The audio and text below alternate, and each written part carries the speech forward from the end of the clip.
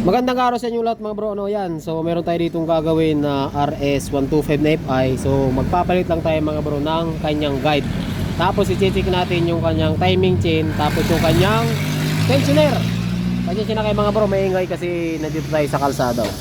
Yan, okay. So yun mga bro, bago natin umpisahan yung ating video, yung mga bago pa lang po dito sa ating channel, huwag niyong kalimutan mag-subscribe para po lagi kayong updated pag meron po tayong mga panibagong videos na mga i-upload. So tara.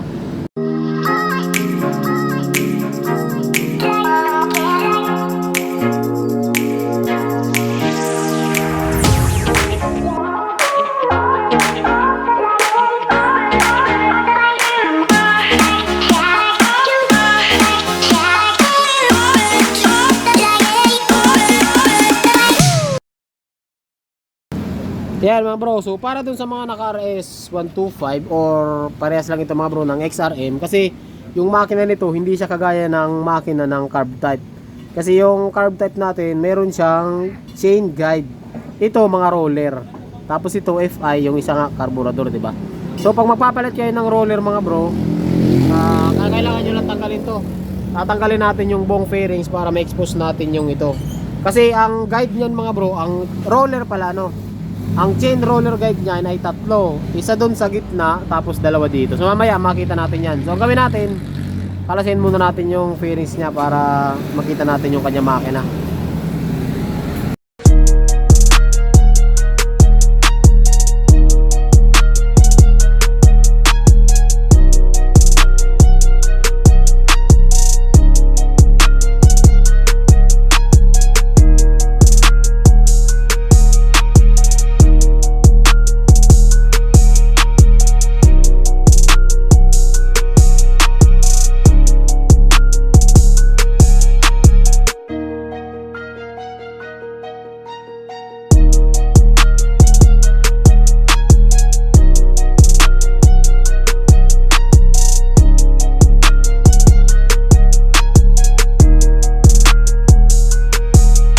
Yan mga bro, so bali natanggal na natin yung fairings. So pag natanggal nyo yung fairings, ayan makikita nyo, kahit wag nyo natanggalin yung kabila. Ngayon mga bro, ang gagawin natin dyan, tatanggalin nyo muna to. Ayan, ito kahit hindi na. Ngayon tatanggalin natin to. Itong dalawa, yung cover dito sa may cam gear natin or yung timing gear, para ma-check natin yung timing dito. Ngayon pwede naman tanggalin nyo to mga bro, tapos ikutin nyo dito para ma-timing. Pero ang gagawin natin, dahil tatanggalin natin to mga bro, yung roller na malaki, no choice, kailangan kalasin natin yung timing gear, kaya kailangan tatanggalin natin tong dalawa. Okay, so tanggalin natin to gamit kayo ng washer or kahit piso. Tapos dito 8mm naman mga bro gagamitin natin dyan. Tapos mag-ready rin kayo ng lagay ng langis, kasi hindi yan kagaya ng mga Wave 100 na pag ginalas nyo yung magneto side, walang tatagas na nainit pa. So mayroon tatagas na langis dyan mga bro, no? So tanggalin muna natin.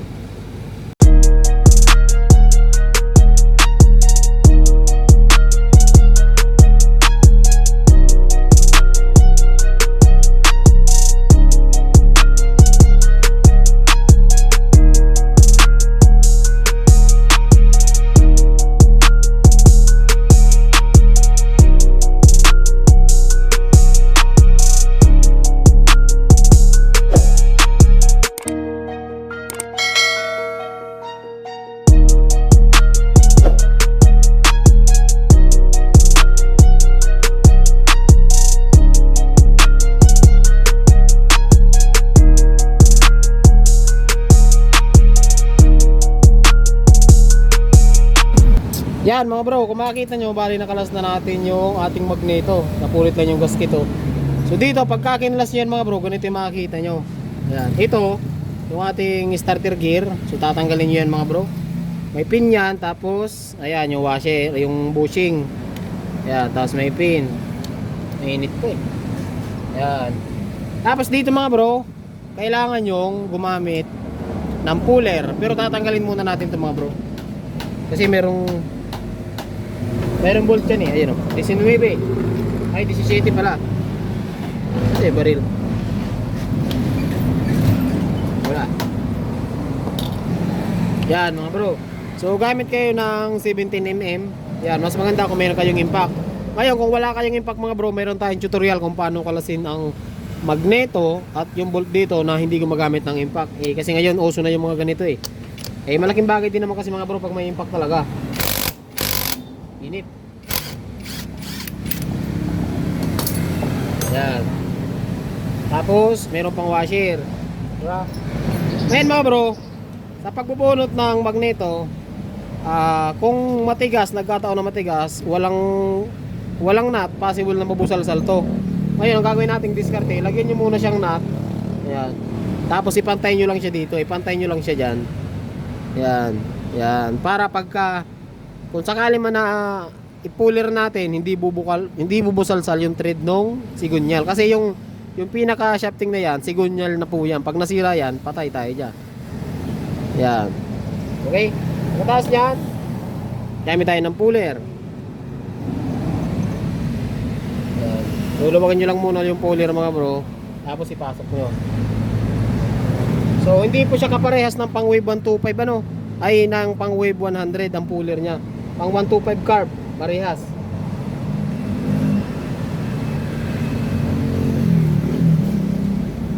Mainit lang talaga. Yan, pag mahigpit na, so baril natin. Ulit mga bro, gamit ko yan ng 17mm dito. Pag mahigpit na yon, so higpitan nyo to. Para umangat yung magneto. Ano mga bro kadali? Basic lang naman ito eh. Huh? Malambot na. Malambot na kasi alam ko nakalas na ito eh. No bro. Yan.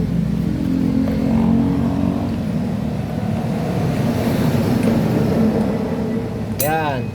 Siyempre, hindi nyo mahuhugot yun. Kasi nga may nut pa. So, tatanggalin nyo naman ngayon yung nut. Ganun mga bro, mga diskarte. Kasi, kaya kung nilagyan ng nut, possible kasi mga bro na mabusalsal. So, mayroon na tayong mga motor na nabusalsal. Kasi, pag hindi nyo nilagyan ng nut, kinapitan ng puller, tapos binaril nyo, bubuka to. Ngayon, pag babalik niya kayo ng nut, hindi na to papasok. Kaya, napakahalaga na mayroong nut muna, tapos saka nyo barilin. Ngayon, pag umusog na, tanggalin nyo na lang. Mas safe yun, mas safe. Yan, so pagka natanggal na yon, makakalas nyo ang magneto mga bro. Kaso mainit lang talaga. Kaya tayong basahan. Yan, tapos mayroong ruler dito na may, ayan, pin na may mga ruler. So dito nakakabit yan. Tapos kasi nung nag-change oil si bro, ayan, siya nga pala si bro, shout out bro, ayan, ayan may-ari. Ito yung nakita mo. Nung nag-change oil siya mga bro, ayun, ay yung roller na yan, mahaba yan eh. Asan yung ipapalit natin? Sige pa kayo. Ganito yung itsura niyan mga bro. Placement na yan. Ayan, ganito yung itsura niyan. Ngayon, nung nag-change oil si bro, yung may-ari nito, nakakita siya ng mga aribaba na mga bakal ay mga plastic. Sabi ko, sa roller galing yan. Ayan nga oh. Diba? So ito, papalitan natin ng buo. Tapos ito, papalitan natin. Tapos yung dito sa taas, meron yan. So gawin natin mga bro, tanggalin natin to. Gamit kayo ng 10mm dito. Tapos dito, gamit kayo ng 12mm. Okay? Tanggalin natin yan. Tapos ito yung ating tensioner oh. Ayan yung ating tensioner. So bibihira naman masira yung tensioner na yan. So tanggalin muna natin. So sa pagtanggal nito ng roller na yan, so kailangan lang tanggalin nyo ito mga bro. Ayan, yung malaking nut na yan. So gamit kayo ng 19mm. Yeah, 19mm na socket. Tapos ang ikot yan mga bro pa counterclockwise no. Yeah, so nakalas na. Pili natin yung matanggal.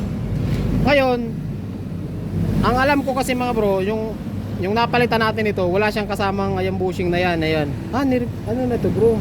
Ayan, to. Ayan. Sa pagka bumibili kayo, wala ito. Ayan. Check mo mga bro kung mayroon niya. Check mo nga kung mayroon. Wala ano. Ayan. So kukunin natin yun ano. Tapos dito naman, ayun wala nga. Ito nga yung ipapalit natin, wala nga siya mga bro. Ngayon kukunin natin yun. Ito, tingnan nyo naman mga bro yung nangyari oh. Oh, di ba? Ubos na oh. Kaya siya nagkukos ng ingay minsan.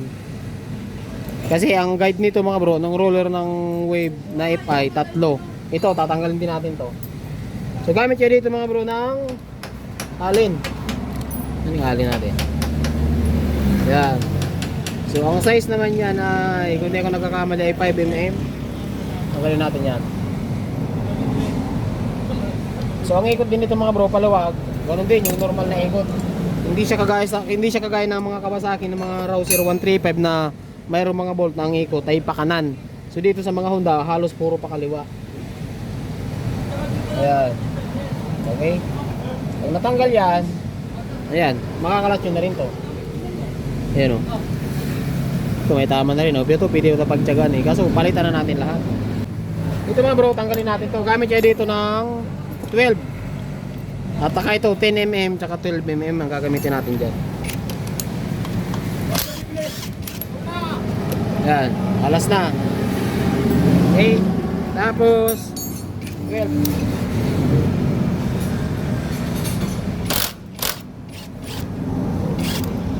Yeah, baka makalimutan nyo, mayroong washer yan mga bro ha. Diba hindi naman siya nakakalas basta-basta. Ayan. Tapos pag nakalas niya yan, dito nyo na ito makuha yung ating cam gear. Ayan. Okay. Ayan, natanggal na. So linisan na rin natin to. Pag nakalas na yan, pugutin nyo lang to mga bro. Ayan, lalabas na yung isang malaki. Oh. Ayan na. Ito yung papalitan natin. Ito medyo maganda pa ito. Kasi pati niya bro. At sa habang pero may tama na. Tignan mo, alalim na rin ang tama niya. O, ayan o. Mas mahaba yung ipapalit natin. Siya nga pala mga bro, no, tanggalin din natin yung tensioner. So gamit lang kayo ng 14. Ayan, gamit kayo ng 14 dito. Ayan. Oh, tigas. Matigas ka boy ah. So gamit tayo mga bro ng 14mm dito.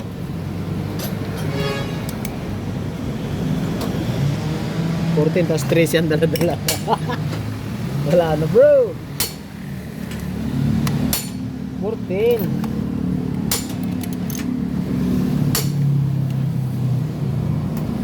Yan.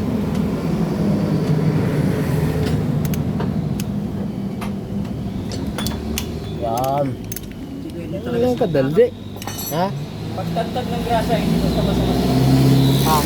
bearing. Hindi basta-basta masisira. Ilang taon na yan. Pagtag ko naman ang grasa. Yeah, mga bro. So nagkaroon siya ng kantamang konti oh. Gawa ng sinasapak kasi yan mga bro ng ano eh. Ang sumasapak dito ay ito. Ito. Yan, nakaganon yan oh.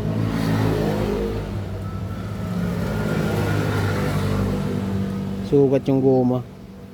Pwede pa yan. Okay?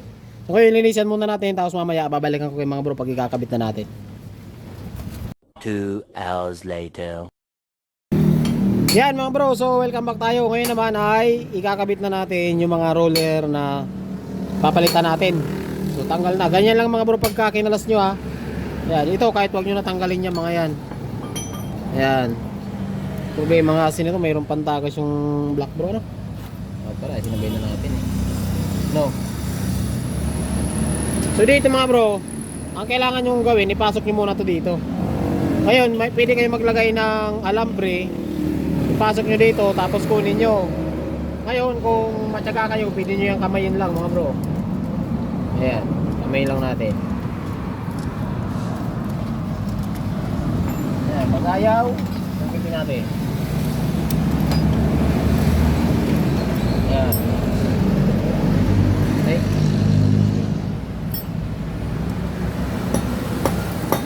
Ayan mga bro. Okay, tapos ito, ipasok nyo lang siya dyan. Tapos kailangan nyo ipasok dito sa gear. Ayan, kasi hindi pwede nakaganyan lang yan, hindi hikot yan. Hindi andar yan mga bro, kailangan nakapasok dyan ha. Ayan, okay. Ngayon pag nakapasok yan, ang unang-una nyong gagawin, hanapin nyo mga bro yung roller na malaki. Yan. Ito. Ayan. So ito yung luma, ito yung papalitan natin na bago. Ngayon, na-discard yung mga bro nito, ganito lang. Yan. So ipasok nyo lang to dito. Kailangan nasa gitna ito. Hindi pwede na, kasi possible na maipasok nyo na nakaganyan. Ayan, nasa baba yung kadena or either nasa taas, ipinasok nyo sa blay. Kailangan, nasa pagitan siya ng dalawang kadena. Ayan, ipapasok nyo yan siya dyan. Okay. Tapos, alalayan nyo ng isang kamay. Ito. Ayan, tapos, kakapay nyo lang yung butas niya. Ayan, tignan nyo mga boy. Kailangan nyo natin ito ng pasensya. Ayan, pwede nyo silipin. Ayan.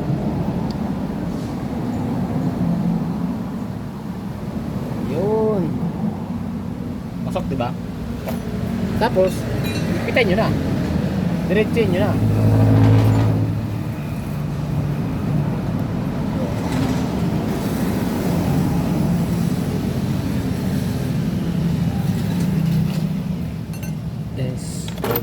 Vida.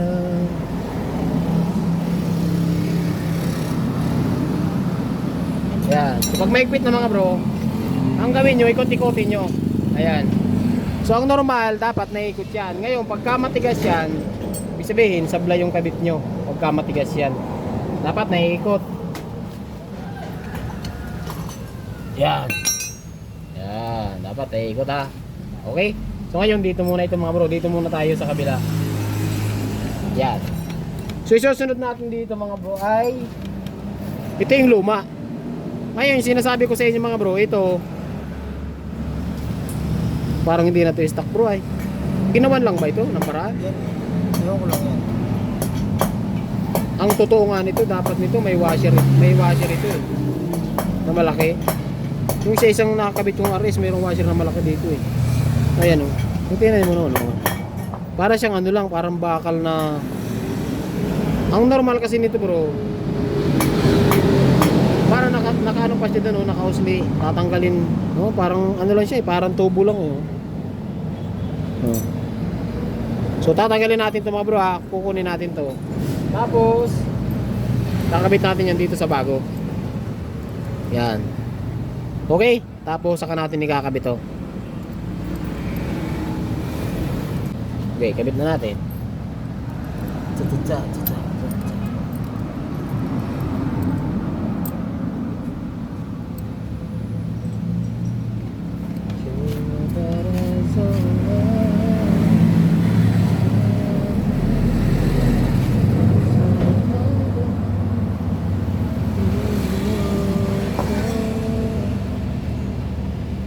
Ayan, so nakasan na natin mga bro ha. So dapat yung roller na yan sakto lang dyan sa kadena. Yan. Dapat yung parang ayan, nakahiwa na yan, dapat sapul niya talaga yan. Ayan o. Okay. Tapos isunod natin yung sa ilalim. Ayan, ito yung sa ilalim. Ito, yung mga ganito mga bro, pwede magkabaliktad. So wala yang ano, wala yang baliktarang. Kahit nakaganito pwede, or kahit nakaganito pwede. Yan, so kabit natin.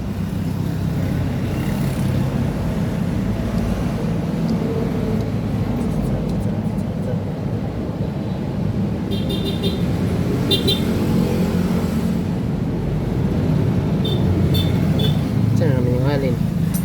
Bagay nawawala bro ha. Sinabit mo. Ha? Tama pala. Wala na. Nagkasabit pala. Yan, nagkita natin mga bro.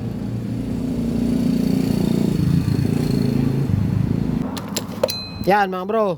So pagkatapos niyan, naikabit nyo, huwag nyo kakalimutan mga bro na maluwag kasi baka malaglag dyan or malaglag, matanggal. Ang mangyayari dyan, pag lumuwag yung timing chain, tatalon yan. So mawawala sa timing, pwedeng hindi na umandar or pwedeng sumabog yung inyong mga barbula. Kasi pagka wala sa timing, magpapangabot yung piston at saka yung barbula. Problema. Pagkatapos yan mga bro,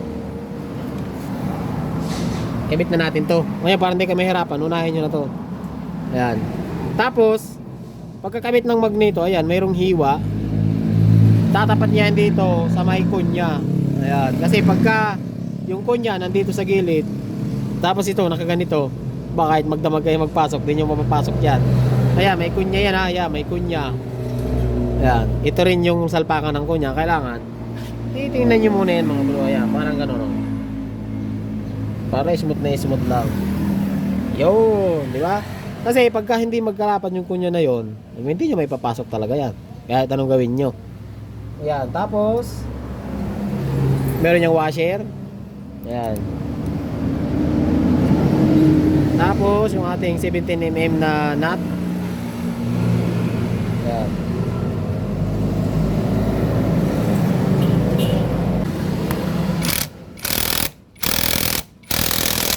Yan mga bro, so pagkatapos yung may kabit yan, pwede na natin ikabit yung ating timing gear. Ayan.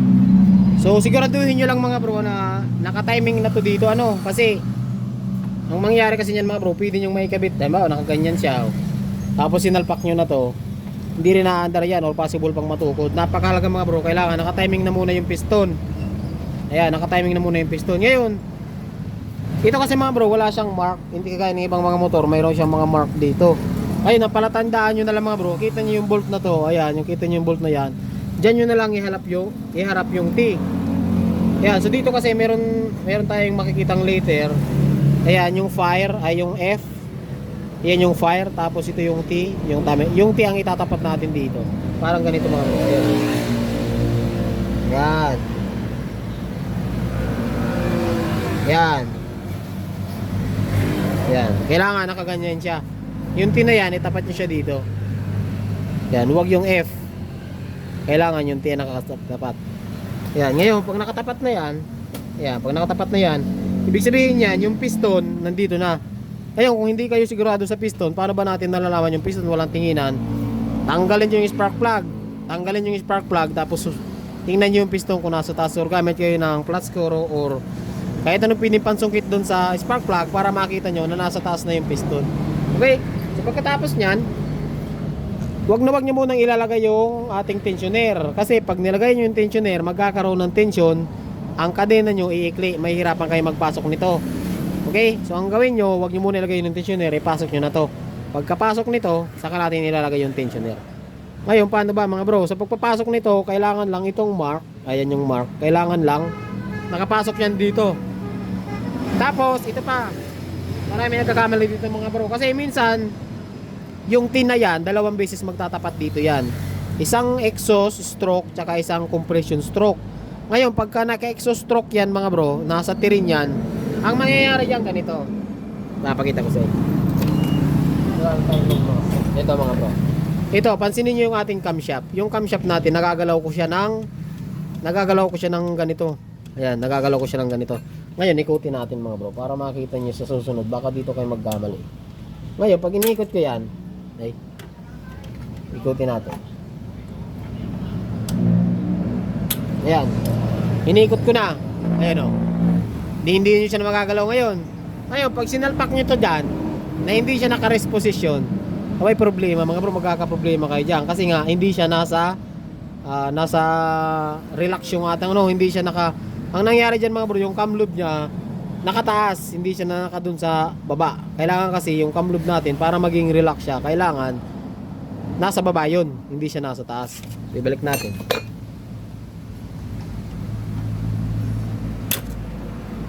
Yun, ayun.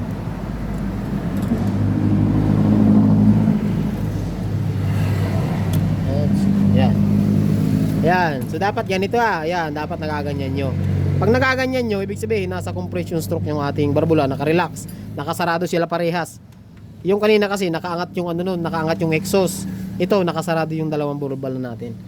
Ngayon, salpak balik na natin.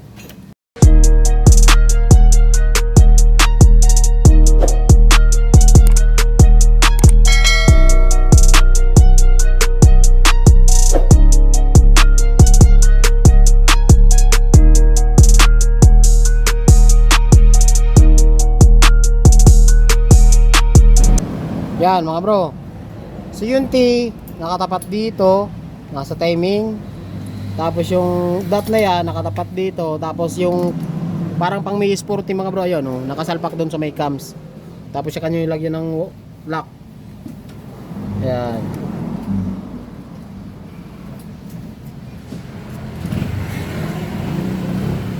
Yan. So pagkatapos niyan, saka natin lagyan ng tensioner. Makita natin yung tension.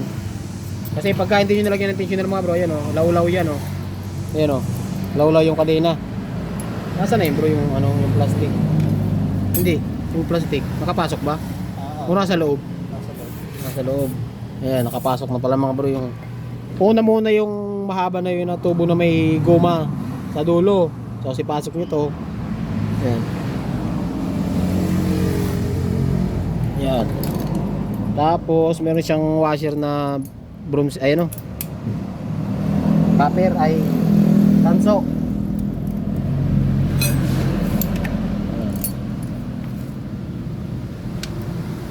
Tigas nga ng spring nito eh.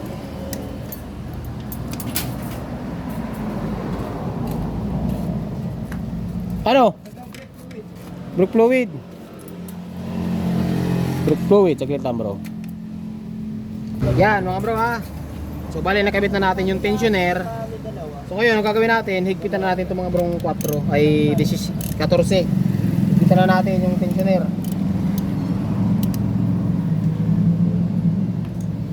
Yan, so nakabit na natin yung tensioner. Ngayon ang tinutukuran mga bro ng tensioner ay ayan. Ayan yung goma na yan.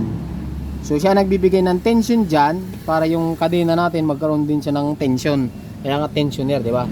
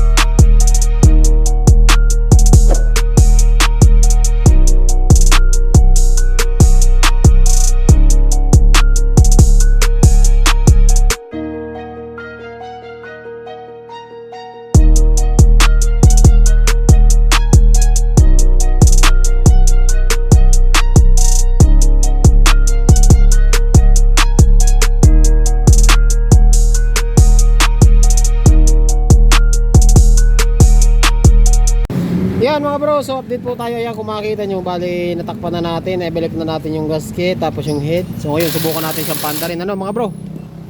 Yan, so pansya na kayo, medyo maingay dito kasi ayan. Nga pala, salamat kayo bro dahil pinayagan tayo gumawa ng video tutorial. Kasi mga bro, kaya minsan hindi tayo nakagawa ng tutorial kasi minsan nagmamadali yung customer. Yun, nakakahiya naman, gagawan mo ng tutorial, mas matagal ang trabaho kasi papaliwanag mo pa. Ayan, so salamat kayo bro dahil pinayagan tayo gumawa ng tutorial dito kaya medyo napatagal. Mas matagal kasi mga bro ang trabaho kapag ginagawan mo ng tutorial, diba? Kaya bibihira na tayo gumawa ng mga step by step tutorial dahil yung mga customer natin minsan nagmamadali. So ngayon subukan natin pandarin kasi ayusin din natin yung mini driving nito, tapos kakabitan natin ng switch, yung headlight kakabitan natin ng switch. So ngayon subukan muna natin pandarin mga bro kung kamusta yung andar. Okay, tignan natin. Uy, start. Yan mga bro, mandal na yun. Kita nyo, wala na siya ang kalansing. Yan, sayang kanina hindi ko pala naparinig sa inyo yung kalansing kanina. Papido pipe to mga bro, Afido. Yan.